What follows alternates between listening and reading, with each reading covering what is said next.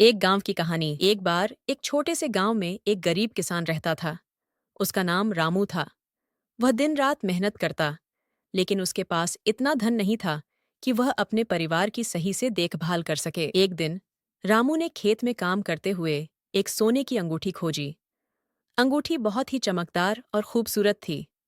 रामू ने सोचा कि इस अंगूठी को बेचकर वह अपने परिवार के लिए कुछ अच्छा खरीद सकेगा। वह अंगूठी लेकर गांव के सबसे अमीर आदमी ठाकुर साहब के पास गया और उसे बेचने का प्रस्ताव रखा। ठाकुर साहब ने अंगूठी को देखा और कहा, इसकी कीमत बहुत अधिक होगी, लेकिन मैं तुम्हें इसके अच्छे दाम दूंगा।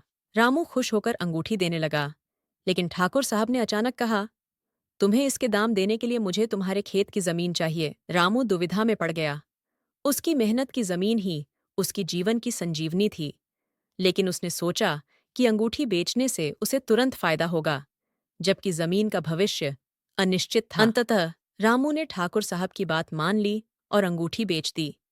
वह अंगूठी बेचने के बाद उसने अपनी जमीन की बिक्री के लिए समझौता किया और इसके पैसे से अपने परिवार के लिए अच्छे वस्त्र और भोजन खरीदे। कुछ महीनों बाद गांव में एक बड़ी बाढ़ आ गई। बाढ़ ने रामू की जमीन और उसकी फसल को पूरी तरह से नष्ट कर दिया। रामू की हालत बहुत खराब हो गई, लेकिन वह ठाकुर साहब के पास गया और उसकी मुश्किलें बताईं।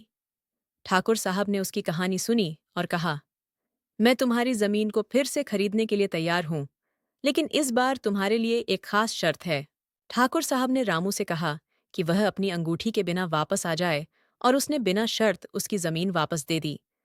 रामू ने ठाकुर साहब के प्रति आभार व्यक्त किया और यह समझा कि सच्चा धन पैसे में नहीं, बल्कि ईमानदारी, दया और सच्चे रिश्तों में होता है। इस कहानी से सीखने की बात यह है कि धन और संपत्ति के बावजूद जीवन में सच्ची समृद्धि और खुशी ईमानदारी, मानवता और अच्छे रिश्तों में ही निहित होती है।